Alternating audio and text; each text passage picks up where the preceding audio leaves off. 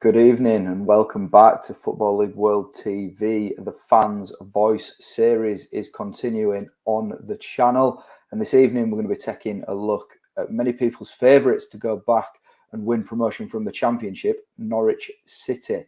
I'm your host Alfie Burns, and I'm delighted to welcome Zekey onto the channel, a Norwich City fan. Zekey, how are you getting on this evening? Hello, I'm all good, thank you. How are you?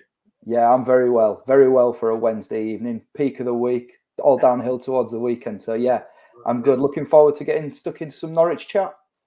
Good, yes, I am definitely. Good stuff. We're streaming across Facebook, YouTube, and Twitter this evening. So any Norwich fans joining us want to get themselves in the comments, please do it. It'd be great to hear from you. Any EFL fans joining us either want to give their thoughts on the Canaries, please do. It'd be good to see what everybody's gauging with Norwich coming into the season, which of course kicks off this weekend.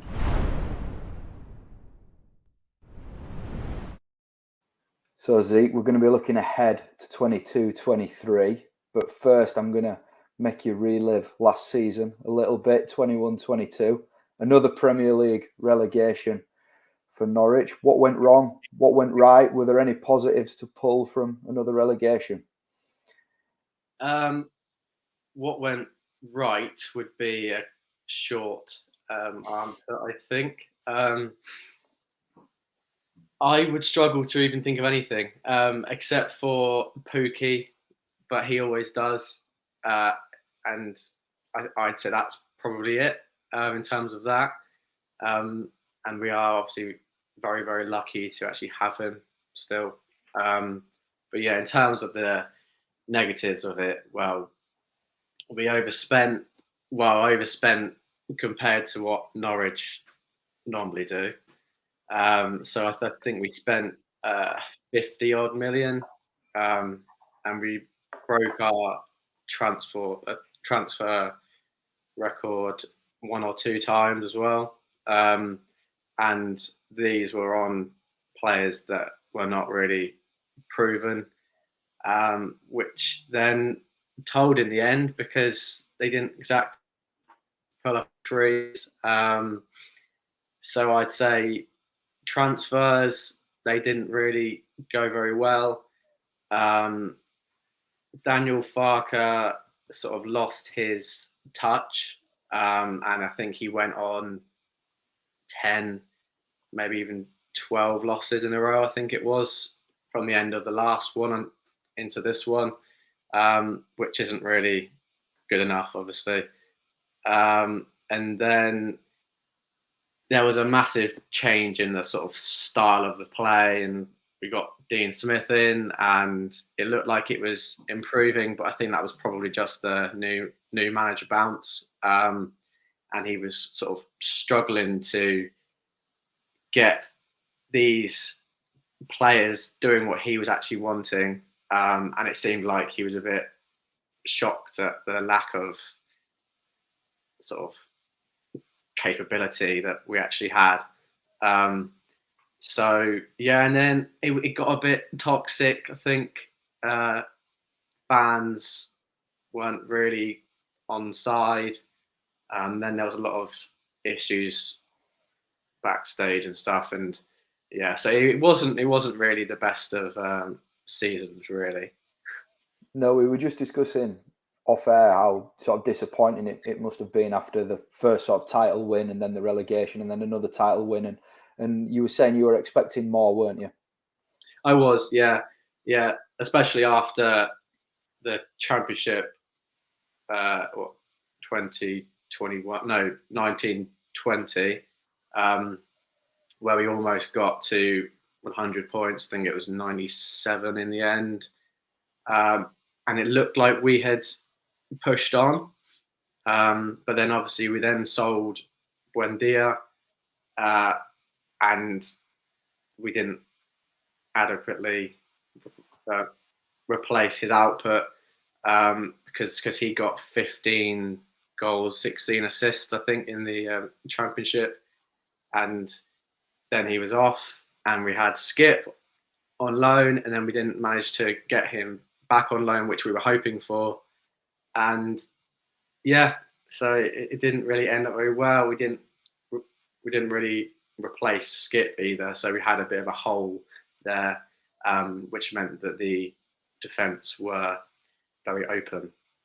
But yeah.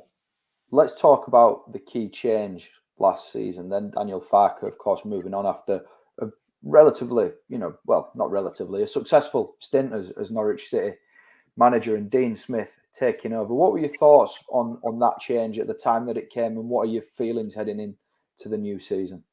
Well, I actually thought that the change was probably overdue. I think he was lucky to stay 2 seasons ago, because even then I think we lost 10 on the bounce or something like that after lockdown, during lockdown, and it looked like he'd sort of lost it. He was always making excuses about things, and so when Smith came in, I was very happy. But obviously, I loved Daniel Farke anyway, and I always will. But he wasn't the right guy to keep us in the league. In terms of next season, we've not really seen a Smith style. It's hard to know how he wants to play, whether that will come in at the start of the next season, which obviously starts next weekend. I hope so, but it's hard to really know how he wants to play. I think he will do well, but it's obviously going to be very, very different to how we have been used to playing for the last 4 or so years. So it is going to be odd, but I think it will work. Just won't be quite as entertaining, I don't think.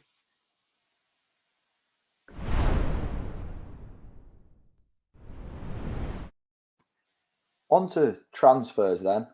Next part of the show. Gabriel Sara and Isaac Hayden have both arrived again on paper here. Two signings that look pretty good. Are you happy with their arrivals?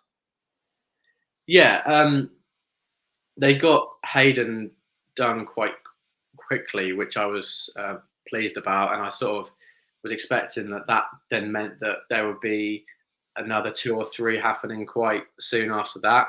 But it seemed like that defensive midfield area was the most important area that we needed to strengthen, because we lost Skip, as I mentioned, and then we didn't really replace him.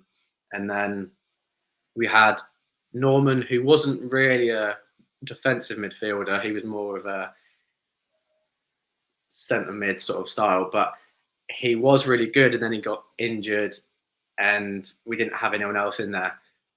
So he was a good. I think Hayden was quite a decent pickup, really, because he's got experience for Newcastle, and I think he played for Hull or something.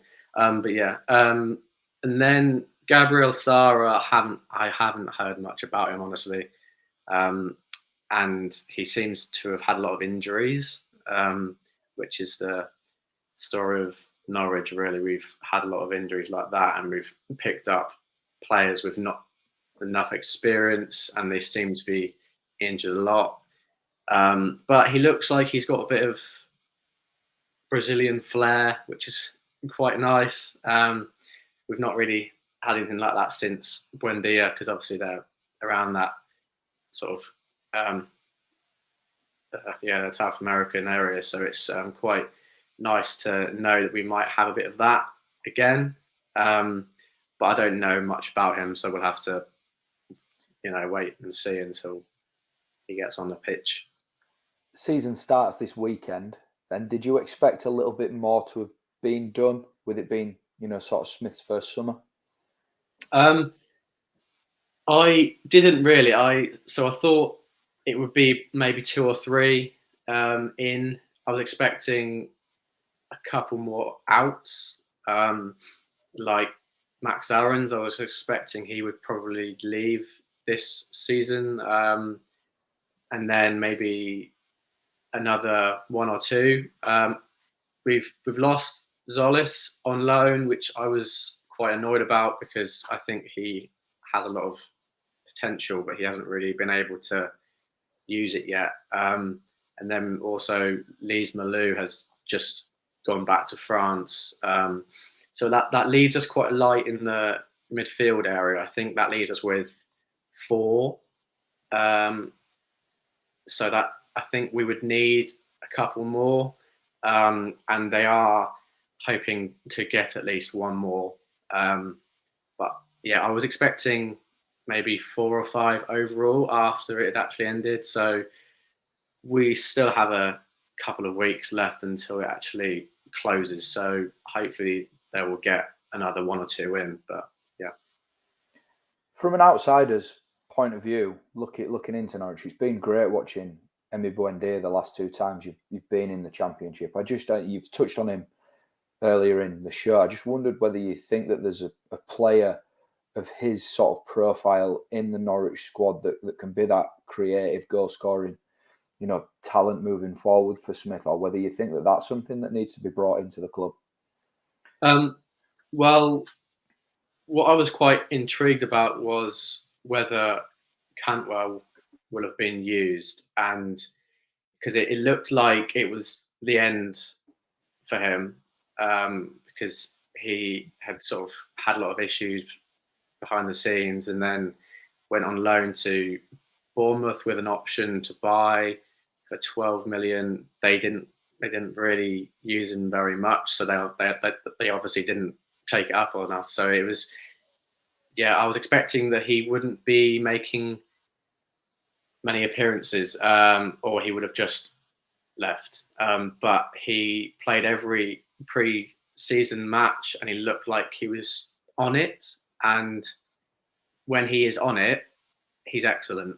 And so hopefully he could fill that void, because he obviously wasn't around a lot last season anyway.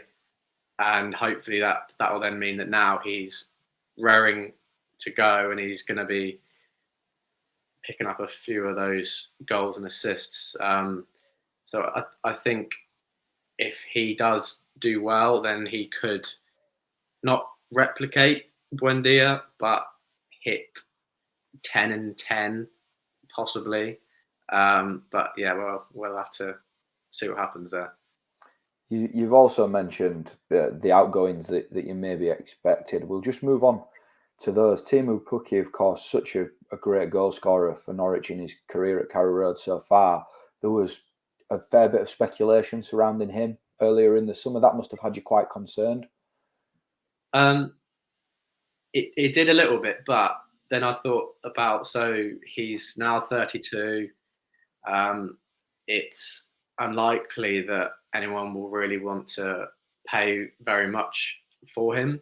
But if you were to buy a striker like him, it would actually cost a lot. Especially nowadays, it would have to cost 10, 15 million or maybe even more, because he's got a lot of goals over the last 4 or 5 years. And so it's just not worth us letting him leave, because it's unlikely that we could ever get anything like him. So I wasn't worried that he would leave, because he does love it here, and he isn't one of those sort of players that is going to be disrespectful and they're going to force a move out. But I think this will be his last year, I think, and then he'll head off and want another 2 or 3 years in another country where he can get some European, like Europa League style, that sort of thing. But I was expecting that he would be here again, so that's good. You did touch on it earlier that you maybe expected that this summer was going to be the transfer window where Max Aarons moved on. He's still a Norwich player at the minute, but there's still over a month of the transfer window left. Confident that Norwich can sort of fight off any Premier League interest in Aarons, or do you think good money might be too much to turn down? I think it will be a matter of he's not really going to have the options. I think that who's really going to want to come in and pay what it would take, and I would say that would be 15 at least, 20 maybe, for a defender that has obviously been relegated twice in a team that doesn't look really very good defensively at all. But obviously that isn't all up to him. But I think it was unlikely because we will ask for a lot. So it's just a bit sad for him because 2 or so years ago he was being linked to Barcelona, Bayern Munich, and now he's sort of not really able to get anything at all. There have been a few links to teams like Gladbach, but I don't think that's actually going to happen. So yeah, I think he will be really, really useful, and he's still only 22, I think, maybe even 23. So he has a lot of time left. If he does well, then he can leave. I wouldn't sort of begrudge him a move. Yeah.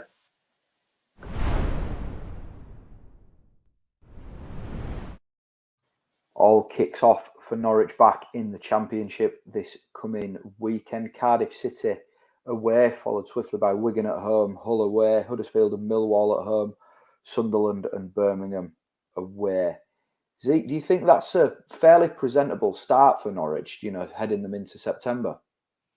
Yeah, I think it is. I obviously with this league, it's impossible to tell who's actually going to be good and who isn't, because there's a lot of teams that are around a similar sort of level, and then there's always 1 or 2 teams which do really, really well that you weren't really expecting. But I am quite confident. Those teams don't scare me, but I would say I would expect us to get quite a few points off that. How many matches were they? 7. 7. Okay. Right. Well, I'd say we'd need to get 15. 15. Do you think that'd be a good start for Smith then, and leave him in a good, yeah, I good would say position to kick on? Yeah, I think so. Let's talk predictions then. I know it's difficult to do this when ball's not being kicked, and as you say, the Championship is so unpredictable. But the last 2 times you've been down in the Championship, Norwich have won the title and in the end won it relatively comfortably. Do you think that is the aim for this season? And what's your prediction, for the upcoming campaign? Yeah, so we went in both of those title seasons. We started quite badly. The first time we weren't expecting anything at all because the previous season, I think we finished something like 14th, 15th maybe. So to then go and win it the next season, it was a bit of we just weren't really expecting it. And then, and that was after a lot of losses at the start. And then we just went on this ridiculous run where we just won every single game. But I don't know whether it's going to be like that this time. I think we'll just be a bit more sort of consistent the whole season rather than starting badly and then improving. So, I mean, I think if we get anything less than 6th, then that's probably a failure. And so I would be happy with anything around that. At the start, so about 2 or 3 weeks ago, I was expecting top two, but Burnley have got in quite a few good players. And then you look at the likes of Middlesbrough, Watford, West Brom. There's a lot of teams around there that could push that top two. So I'm still confident. I'm gonna say we're gonna finish second. I'm not gonna say we're gonna finish first this time, because it would be very, very weird to win it 3 times in a row. I don't know if that's ever even happened. So yeah.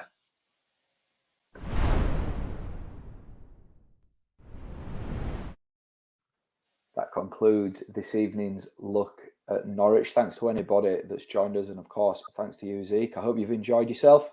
I have, yeah. Thank you for having me. Not a problem at all. Best of luck to you and Norwich throughout the season. We're continuing the Fans Voice series tomorrow on Football League World TV with plenty more good shows coming up. And by the end of the week, we'll have our EFL weekend preview live for you as we gear up for the 2022-23 campaign. So please do join us for all the shows that are coming up. But between now and then, take care.